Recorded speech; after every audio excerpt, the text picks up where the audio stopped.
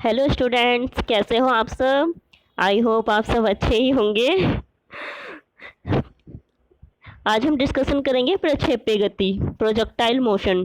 ठीक है, तो प्रोजेक्टाइल मोशन किसे कहते हैं। देखिए, जब किसी पिंड को एक प्रारंभिक वेग से, कोई पिंड है उसको जो प्रारंभिक वेग से ऊर्ध्वाधर दिशा में, ऊर्ध्वाधर दिशा से भिन्न मतलब कि ऊर्ध्वाधर दिशा से भिन्न मतलब ऐसे बिल्कुल सीधे ना खींचकर किसी और डायरेक्शन में, ऐसे किसी भी डायरेक्शन में फेंका जाता है, तो वह गुरुत्वीय त्वरण के अंतर्गत, ऊर्ध्वाधर तल में एक वक्र पथ पर गति करता है। वक्र पथ मतलब ये जो गति कर रहा है, इस टाइप से वक्र पथ पर गति करता है, तो इस गति को प्रक्षेप्य गति कहते हैं।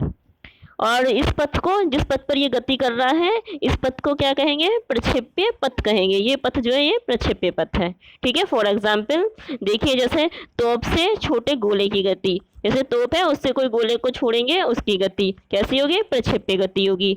और हवाई जहाज से गिराए गए बम की गति, जैसे हवाई जहाज से किसी बम को गिराएंगे उसकी गति, या फिर छत पे खड़े होकर क्षैतिज दिशा में कोई बॉल फेंकेंगे तो उसकी गति भी कैसी होगी, प्रक्षेप्य गति होगी। ठीक है, आगे देखिए प्रक्षेप्य का पथ। प्रक्षेप्य का पथ कैसा होता है, इस क्वेश्चन इस टाइप से भी आता है कि सिद्ध कीजिए प्रक्षेप्य का पथ प्रवलयकार होता है। ठीक है, तो देखते हैं।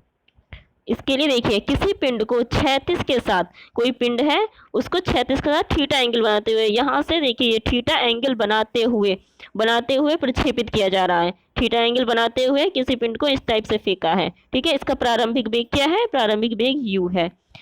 मूल बिंदु ओ से, ये मूल बिंदु है यहाँ पर ओ, यहाँ से दोनों डायरेक्शन में कंपोनेंट ले लिए हैं, x direction and y direction में। ठीक है, ये नीचे लिख भी दिए गए हैं, ये देखिए, ये है एक्स डायरेक्शन में कंपोनेंट एंड वाई डायरेक्शन में कंपोनेंट। ठीक है, आगे देखिए, पिंड की यह गति गुरुत्वीय त्वरण के अंतर्गत, ये पिंड जो है किसके, गुरुत्वीय त्वरण के अंतर्गत गति करता है, जो कि क्या है, नियत है। ऊर्ध्वाधर दिशा में नीचे की ओर लगता है। गुरुत्वीय त्वरण क्या है, गुरुत्वीय त्वरण ऊर्ध्वाधर दिशा में कैसे लगता है, नीचे की ओर लगता है। ठीक है, और वायु का घर्षण बल जो है यहाँ पर क्या मान लिया गया है, नगण्य मान लिया है। अब देखिए टी टाइम बाद देखिए, टी टाइम बाद ये जो पिंड है ये यहाँ पॉइंट ए यहाँ पर पहुंच गया है, ये यहाँ पर, ये देखिए ये है पॉइंट ए, यहाँ पर पहुंच गया है। यहाँ पर देखिए बिंदु ए पर कण के निर्देशांक एक्स और वाई, कण की जो बिंदु है उस ए पर क्या है, निर्देशांक एक्स और वाई है। एक्स दिशा में वेग कितना होगा, एक्स दिशा में ये देखिए एक्स दिशा में बी एक्स होगा, तो वाई दिशा में, और वाई दिशा में वेग बी वाई होगा। ठीक है, आगे देखिए,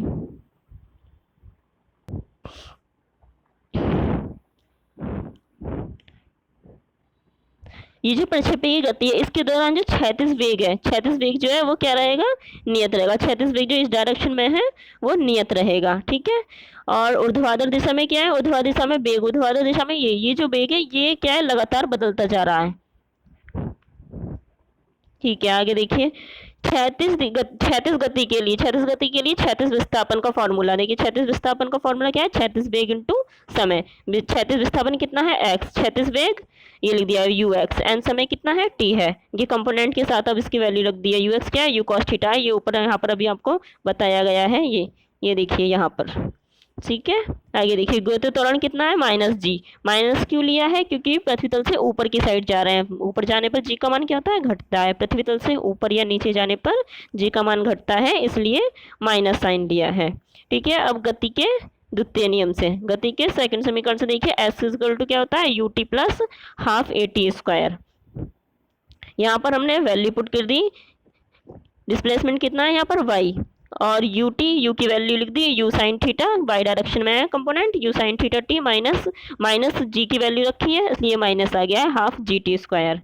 आगे देखिए, अब इस इक्वेशन में देखिए टी आ रहा है, ये यहाँ टी है, यहाँ से ये देखिए ये यहाँ पर टी है, यहाँ पर वैल्यू, यहाँ पर टी की वैल्यू यहाँ से इक्वेशन फर्स्ट से उठाकर यहाँ पर पुट कर देनी है। यहाँ से उठाइए, यहाँ से टी की वैल्यू उठा के इस इक्वेशन में पुट कर दी है, तो यहाँ पर पुट करने पर ये बन गया है। आगे देखिए, यहाँ पर यू से यू कैंसिल हो गया है, यू से यू कैंसिल हो जाएगा, और sine theta and cos theta मिलकर क्या बन जाएगा, टेन थीटा बन जाएगा। तो यहाँ टेन थीटा हो गया, माइनस हाफ, बाकी का ये पूरी टर्म ऐसे ही रही है।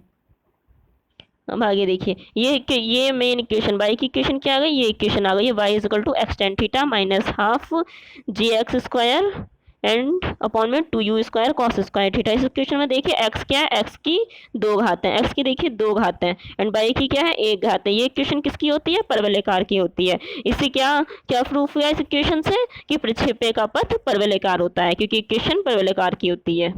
ठीक है, आगे देखिए उर्लियन काल किसे कहते हैं, प्रक्षेप्य का उर्लियन काल। अब उर्लियन काल किसे कहते हैं, जितने समय तक प्रक्षेप्य हवा में गतिशील रहता है, जितने समय तक प्रक्षेप्य मतलब ये यहाँ देखिए, ये देखिए, ये जितने टाइम में यहाँ से लेके ये यहाँ तक, जितने टाइम तक ये हवा में रहा है, ये जितने टाइम तक ये हवा में रहा है, इस टाइम को क्या कहते हैं, इसी टाइम को उर्लियन काल कहते हैं। ठीक है, इसका फॉर्मूला देखते हैं। जैसे प्रक्षेप्य को प्रक्षेपण बिंदु ओ से, वहां पर देखा हुआ आपने, प्रक्षेपण बिंदु ए से उच्चतम बिंदु पी तक पहुंचने में, ये है बिंदु पी, ये देखिए बिंदु पी, यहाँ से यहाँ तक पहुंचने में, यहाँ तक पहुंचने में जितना टाइम लगा है उसको क्या मान लिया हमने, टी मान लिया है, इसको मान लिया है टी। देखिए यहाँ पर ये तो प्रारंभिक वेग कितना है u sin थीटा और अंतिम वेग कितना है बिंदु P पर 0 है और इसका त्वरण माइनस जी ही लेंगे, टाइम t है। ठीक है, अब गति के प्रथम नियम से देखिए, गति का प्रथम नियम को क्या होता है, v is equal to u plus a t. इनकी वैल्यू पुट कर दी है, यहाँ से देखिए इनमें, यहाँ से ये सारी वैल्यू पुट कर दी है। यहाँ पर v कितना है, अंतिम वेग कितना है 0 है और u कितना है u sin थीटा और त्वरण कितना है माइनस जी है, वैल्यू पुट कर दी है। यहाँ पर ये माइनस में देखिए, यहाँ पर ये माइनस में है, इसको इधर ले गए हैं बराबर। ठीक है, अब देखिए t की वैल्यू, यहाँ से क्या किया, यहाँ से g को इसके नीचे ले गए तो t इज इक्वल टू कितना हो गया, u sin थीटा अपॉन जी।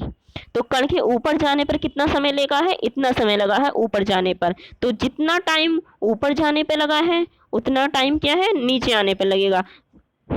कण को ऊपर जाने में जितना समय लगा है उतना ही टाइम क्या लगेगा नीचे जाने पर भी लगेगा।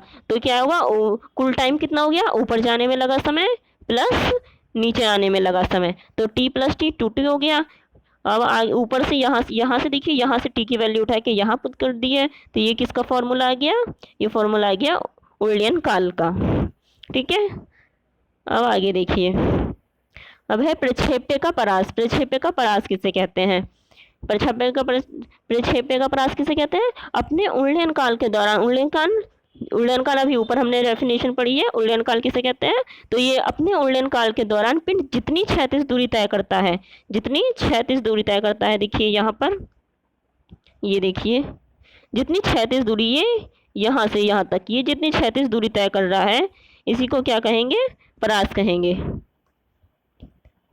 ये देखिए,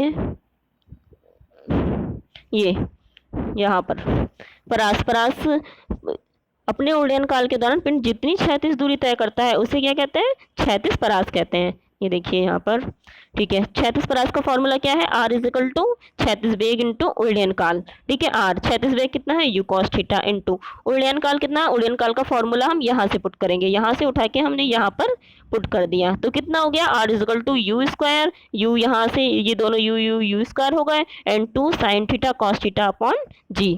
आगे देखिए, r is equal to you square रहा, 2 sin थीटा cos थीटा, इसका फॉर्मूला होता है sin 2 थीटा, ये यहाँ पर इधर लिख भी दिया है, 2 sin थीटा cos थीटा कितना होता है, sin 2 थीटा होता है। तो ये आ गया परास का फॉर्मूला, इससे परास निकाल सकते हैं। अब अधिकतम परास के लिए देखिए, अधिकतम परास के लिए क्या करना है, साइन 2 थीटा, उसके लिए साइन 2 थीटा की मैक्सिमम वैल्यू होनी चाहिए। साइन थीटा में मैक्सिमम वैल्यू कितनी होती है, 1 होती है, तो हमने यहाँ पर sine 2 theta is equal to 1 लिख दिया। अब साइन 2 थीटा 1 किसकी होती है, साइन में वैल्यू 90 की होती है, तो हमने यहाँ साइन 90 लिख दिया। अब देखिए ये साइन इधर जाके ये साइन से साइन हट जाएगा, तो ये 2 थीटा इज इक्वल टू कितना हो जाएगा, π/2, और थीटा इज इक्वल टू ये 2 इसके अपॉन में चला जाएगा, तो ये थीटा इज इक्वल टू कितना हो जाएगा, π/4 हो जाएगा। ठीक है, अब ऊपर, अब ये थीटा की वैल्यू जो है उठा के हम यहाँ से ये थीटा की वैल्यू उठा के यहाँ r में यहाँ पर पुट कर देंगे, तो r मैक्सिमम कितना हो जाएगा, u स्क्वायर साइन 2π/4 अपॉन जी। अब ये इस 2 से ये वाले 4 को काट देंगे, तो ये कितना होगा, साइन π/2 हो जाएगा। ये कितना हो जाएगा sin pi by 2। sin pi by 2 की वैल्यू कितनी होती है 1 होती है, ये इधर लिख भी दी है। तो आर मैक्सिमम कितना हो गया यू स्क्वायर अपॉन जी। तो अधिकतम परास कितना हो गया हमारा यू स्क्वायर अपॉन जी। अब अधिकतम परास के लिए कितने डिग्री के कोण पर उसे फेंका जाना चाहिए, वो है 45 डिग्री के कोण पर। क्यों, क्योंकि यहाँ पर देखिए U square sine 2 theta upon G है, तो साइन 2 थीटा की वैल्यू मैक्सिमम कब होगी जब ये 1 हो। तो ये 1 कब बनेगा जब यहाँ पर साइन 90 बने। तो यहाँ पर 2 इंटू जो 45 रखेंगे यहाँ पर, तो क्या बन जाएगा साइन 90 बन जाएगा। तो जिसकी वैल्यू मैक्सिमम होगी इसी से आर की वैल्यू मैक्सिमम आ जाएगी। तो अधिकतम परास के लिए प्रक्षेप्य को कितने कोण पर फेंकना चाहिए 45 डिग्री के कोण पर फेंकना चाहिए। ठीक है, आगे देखिए प्रक्षेप्य की ऊंचाई। प्रक्षेप्य की ऊंचाई किसे कहते हैं, पिंड के पथ के उच्चतम बिंदु की, पिंड का पथ का जो उच्चतम बिंदु है जहाँ पॉइंट पी लिखा है ऊपर आप देख लेना बिंदु पी ऊपर, ये देखिए यहाँ पर ये क्या हो गया ये देखिए यहाँ बिंदु पी, यह बिंदु पी यहाँ से यहाँ तक की बिंदु पी तक की ये जो ये मैक्सिमम हाइट है, इसी हाइट को क्या कह रहे हैं प्रक्षेप्य की ऊंचाई कह रहे हैं। देखिए आगे यहाँ देखिए पिंड के पथ के उच्चतम बिंदु अभी दिखाया है, बिंदु पी जो है वहां से उसी को क्या कहेंगे ऊर्ध्वाधर ऊंचाई कहें, ऊर्ध्वाधर ऊंचाई मतलब प्रक्षेप्य ऊंचाई कहेंगे उसी को। ठीक है, ऊर्ध्वाधर प्रारंभिक वेग कितना है, ऊर्ध्व में प्रारंभिक वेग कितना है यू साइन थीटा है, और अंतिम वेग कितना है 0 है, तुरंत वही है माइनस जी। और प्रक्षेप्य की महत्तम ऊंचाई हमने कितने क्या ली है h ली है। अब देखिए गति के तृतीय नियम से, गति का तृतीय नियम क्या होता है v square is equal to you square plus 2ah। तो यहाँ देखिए वी स्क्वायर कितना है, v की वैल्यू कितनी है 0 है, अंतिम वेग क्या है 0 है, यहाँ लग दिया यू स्क्वायर की हमने वैल्यू रख दी यू साइन थीटा इसका होल स्क्वायर माइनस 2 तुरंत कितना है माइनस जी है, माइनस जी रख दिया एंड एच।